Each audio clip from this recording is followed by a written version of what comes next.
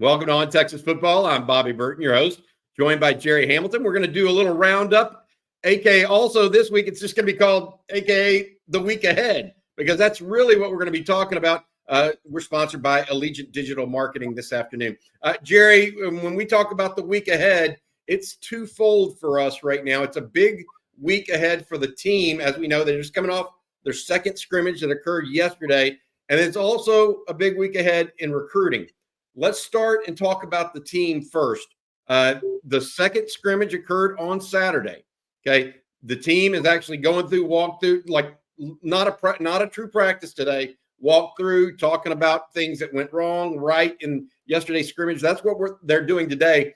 They will then start practice early on Monday morning. All of this week will be morning practices. All of next week, morning practices, except for Friday. The day before the game, we're actually now 13 days away from Texas' first game of the season. The reason they're moving to morning practices, kids are getting ready to go back into class, and so you have to get them in and out early in the morning, so they won't be practicing in that heavy heat, at least not over the next couple of weeks. The practice moves to morning.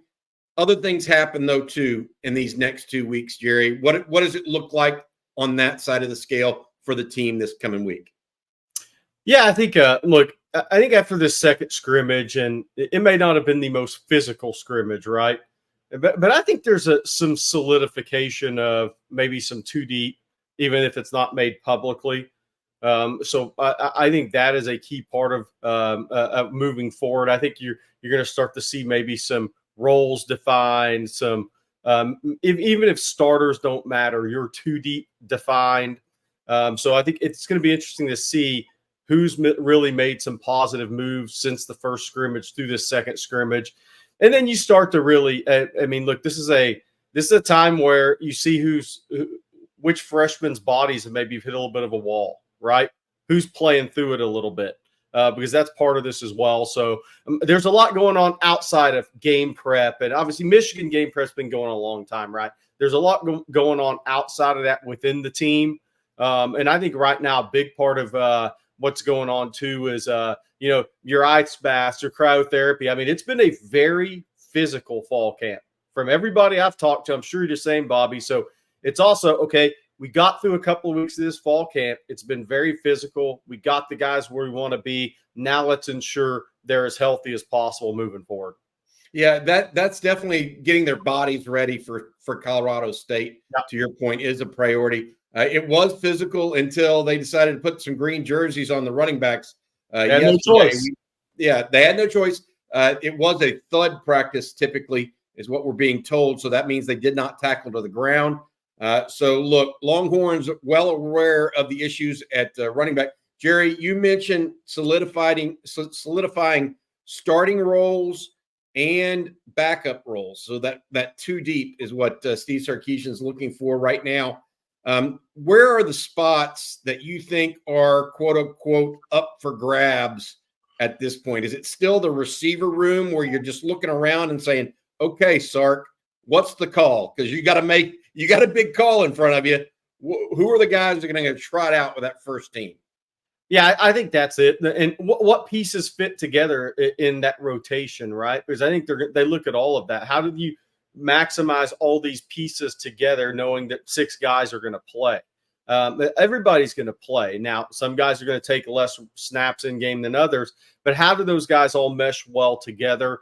Who meshes well with Quinn? How do those pieces fit together with Quinn? I think, is there more? Can Ryan Wingo handle more of the playbook? Now it's about 33% around the first scrimmage time of the playbook. Not that he can handle what they've put on this plate as an X only outside receiver.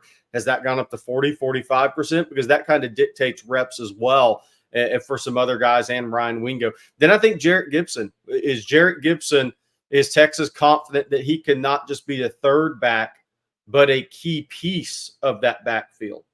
To where they can still use Jaden Blue in all the ways they wanted to use him prior to the Baxter injury? Or are they going to have to kind of change the way they ideally wanted to use Jaden Blue before the season?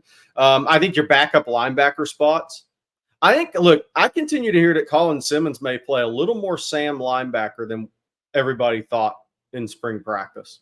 So we'll see on that, right? Is that just NASCAR package?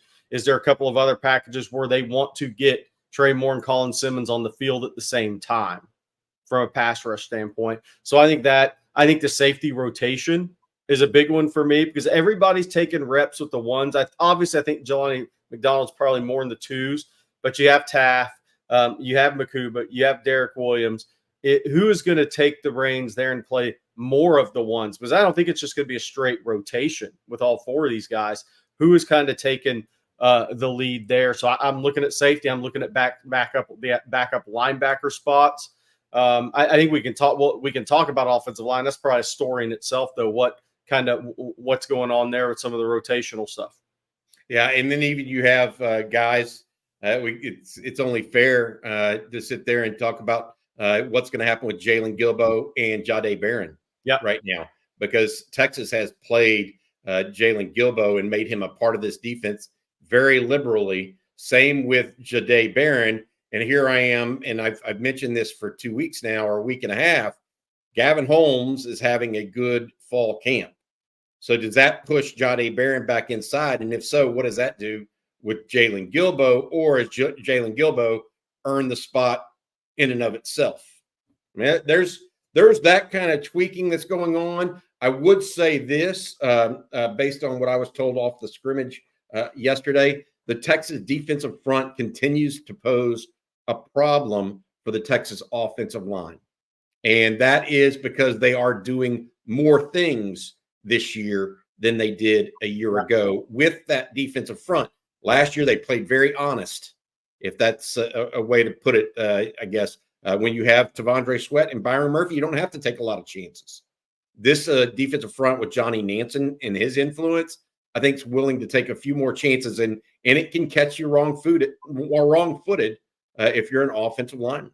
So that's stuff to remember there. There's also some other stuff going on. And we mentioned the CSU game prep.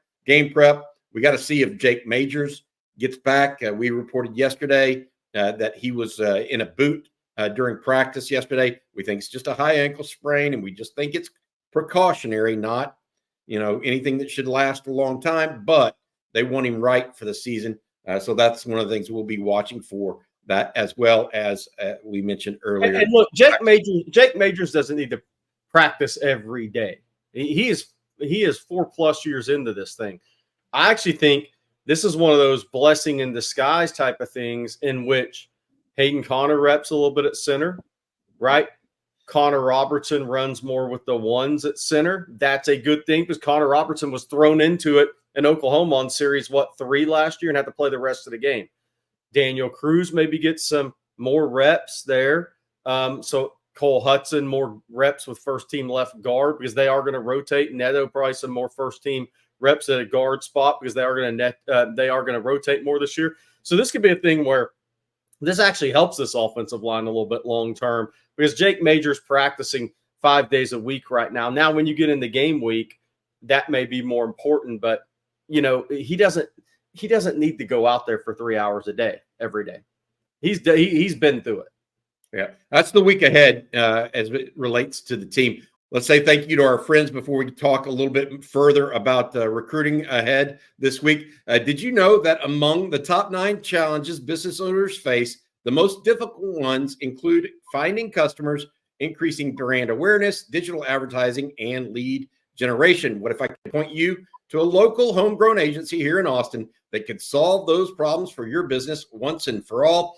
For more than 25 years, Allegiant Digital founder and CEO Chad Markham, a UT grad and instructor of the Digital Marketing Boot Camp here at UT Austin, has helped thousands of businesses overcome these challenges, take advantage of their Hook 'em Horn special, and save up to $2,500 in advertising. Visit AllegiantDigital.com/ontexasfootball to learn more today. All right, Jerry, big week in recruiting ahead. If you look at it right now, we've looked at a number, and we've been talking about it for a month.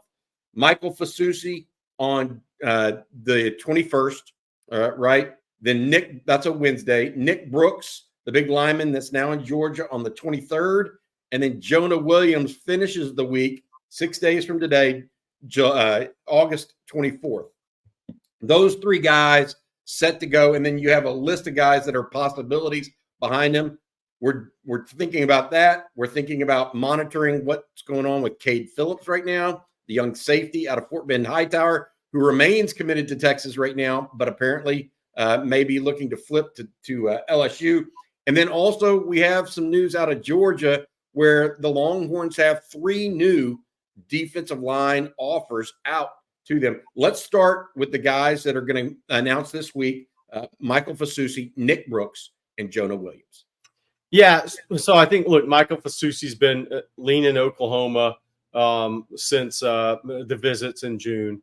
And look, I interviewed him last week at Louisville. Over 7,000 people viewed that. So people have seen that at this point here on Texas Football YouTube. He said his mind was made up. He knew where he was going.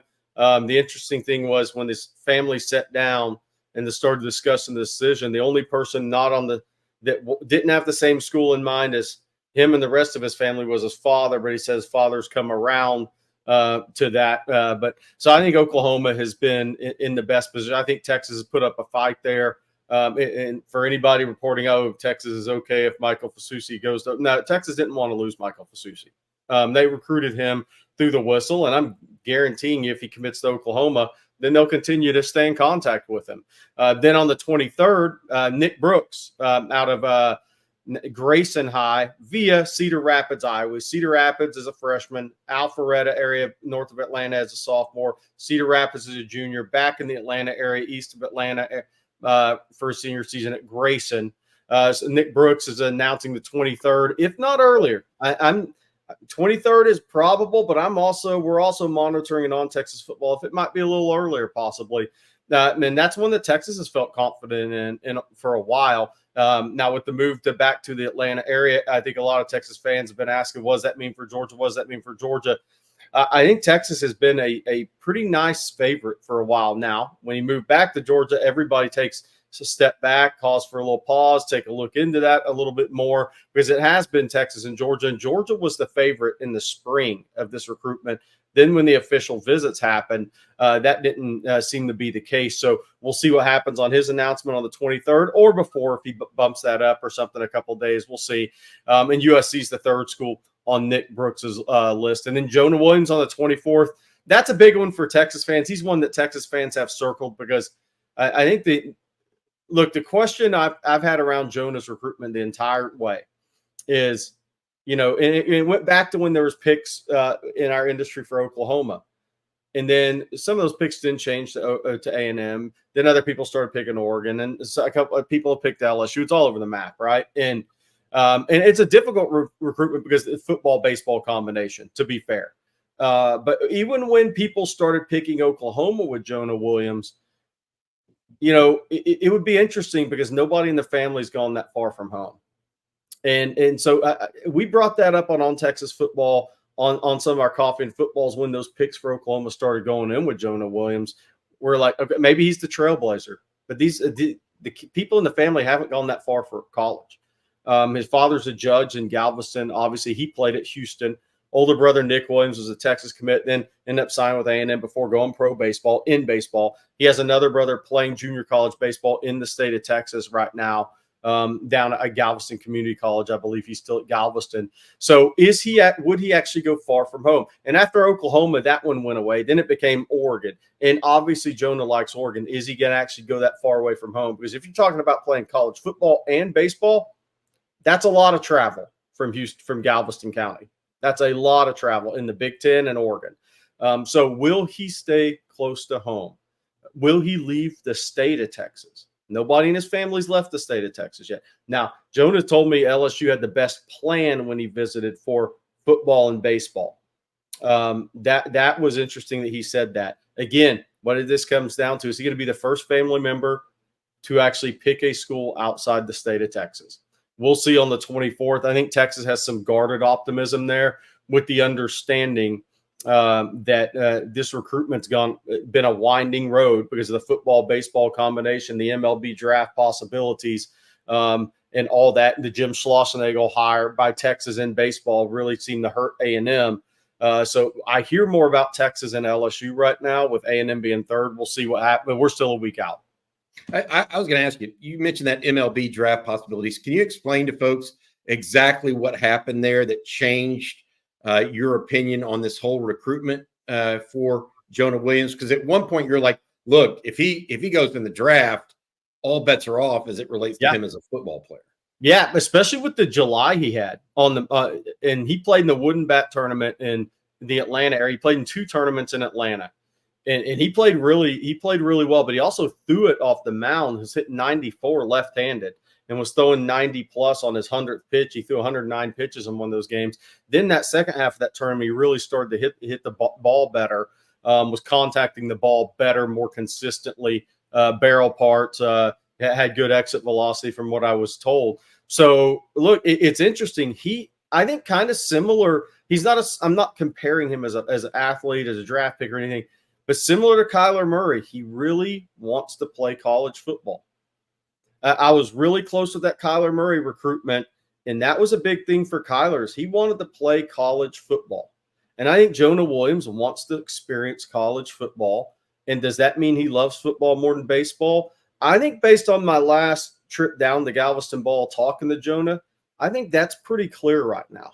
And because if he loved baseball more than football, he wouldn't be making the decision to graduate early and bypass his spring season in baseball after the end of the summer he had, where there's some colleges that think he might be the top high school outfielder prospect in the country with a strong senior season, which means you're a top 2-round draft pick and healthcare for life and a lot of money on the table. So he prefer football, that likes baseball, and is also really good at baseball right now. And that's the decision he made. And when he decided to graduate early from high school, he pretty much took himself out of that first, second round sandwich type selection draft in the draft. And that means he can't even be drafted, right? That's right. Because when he enrolls as a scholarship athlete, he's done for 3 years.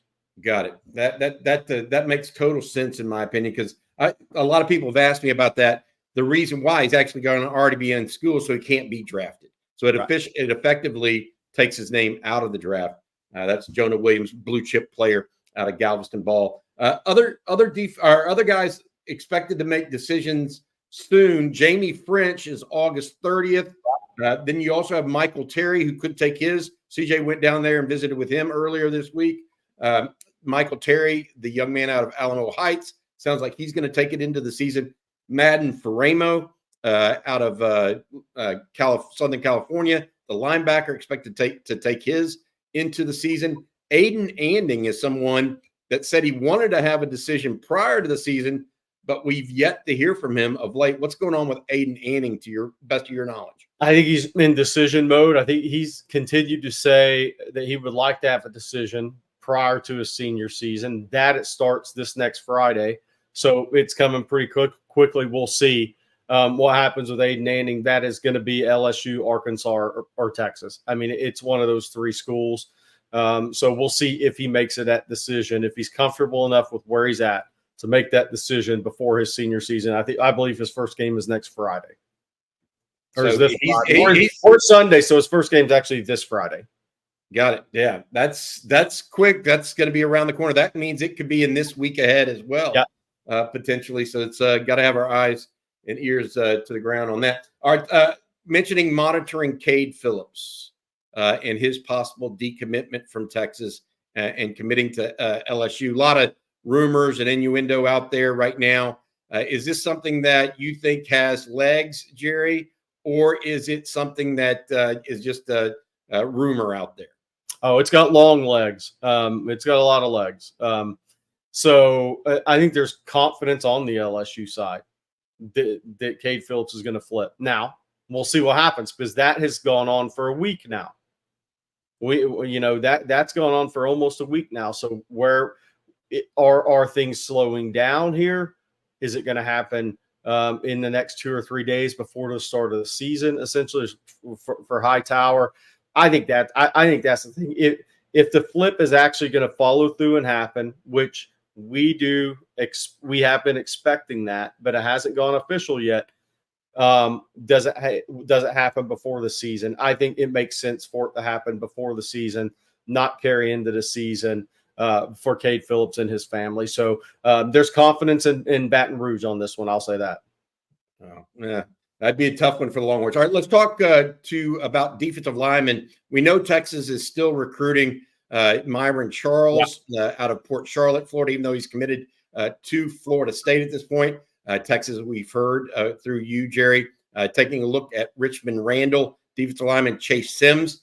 But in the last week and a half now, including one earlier today, Texas has now offered 3 defensive linemen from the state of Georgia, all around the Atlanta area, and they're committed various places. What's going on in the Peach State that has Kenny Baker and Steve Sarkisian going down there looking at possible defensive linemen? Yeah, so I think it's twofold. Kenny Baker's from Georgia. His father was a high school coach in Georgia. Tashard Choice, obviously, a lot of connections in that Atlanta area. So that's one part of it. 2, it's where all the defensive linemen are in depth. I mean, I think it's great that Texas is offering these guys. Texas fans, I think, have to get past a prospect ranking, and where a kid's committed. Because I'm just here to tell you, I went to 2 sectional track meets, and there are and I've been covering that state for a while. When I was doing national, there are defensive linemen by the numbers in the greater metro Atlanta area, and even in South Georgia, Savannah, in some of those small towns in South Georgia. You saw it with Kevin Wynn about 45 miles south of Athens in Greensboro. Is one of the best in the country at Texas, tried to recruit, and he went to FSU. But there are so many defensive linemen on an annual basis in Georgia right now. Georgia can't take all these guys. The kid that was offered this morning, Braxton Kyle, recently picked up Georgia, right? So that one will be a tough one. If Georgia wants a guy, it's pretty tough right now. But there are so many defensive linemen in the state. There's going to be, and especially in this 25 class, it is loaded in the Peach State on the defensive line. You're going to have guys, I mean, like Caleb Bell, a kid that Georgia doesn't offer. His father, Kendrell Bell, was an all-SEC linebacker at Georgia and an all-pro. Joseph Mbaktu at Grayson, this is his first year playing padded, organized football. He's from Cameroon. He's been in the States for a while, but he was a soccer player and a basketball player. So just coming into football now this year, I think he's a Florida commitment. Auburn and Texas recently offered him once some of those senior practice scrimmage tapes have got out. Now their season started this week, and the Braxton Kyle guy got MVP of, believe in defensive MVP of Corky Kell. Classic there in the Atlanta area. So he is really rising, the Rutgers commitment. There are so many defensive linemen in Georgia that you could offer 10 guys right now that are committed to other schools, and they're all really good players. I mean, that's just a reality in that state. Now, and that excites me, Bobby, because I think Texas is on the right track in defensive line recruiting.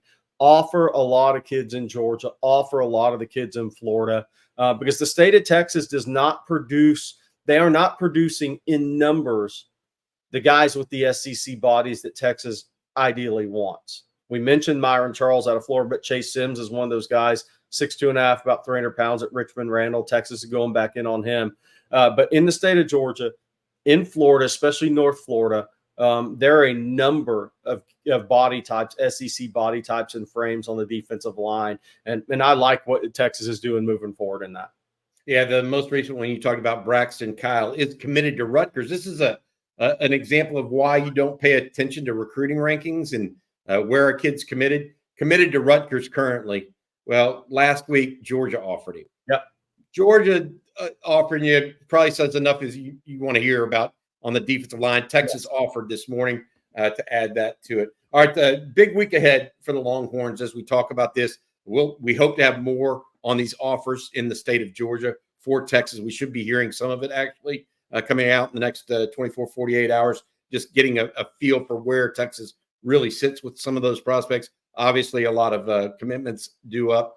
Michael Fasusi, as well as Nick Brooks and possibly Jonah Williams as well. And then you have the team itself headed forward right now. All right, I want to say thank you one last time before we let you guys go to our friends at Allegiant Digital Marketing. If you need help finding new customers, consistent leads, or marketing services to promote your business that actually work, founder and CEO Chad Markham with Allegiant Digital Marketing has helped thousands of business owners just like you for more than 25 years conquer these same challenges. If you're ready to start making money in your business and grow with confidence, visit allegiantdigital.com/ontexasfootball and get a free marketing plan. Plus, you can save up to $2,500 in advertising with their Hook 'em Horns special today. All right, Jerry, anything you want to say before we let people go this morning or this afternoon? No, we didn't really mention Jamie French. Everything I hear is still the same. Texas, great relationship, best relationship in that recruitment. Miami is the team pushing Texas the most, as it should be. He's a state of Florida kid. Somebody from that state need to be the one that push and make Texas earn it. But continue to hear some positive feedback on the Jamie French recruitment, which will he commits August 30th on his mother's birthday. All right. That's good. All right. Gerry Hamilton, good stuff today. I'm Bobby Burton. We'll talk to you guys again tonight, live stream, 7:00 p.m. Hook 'em.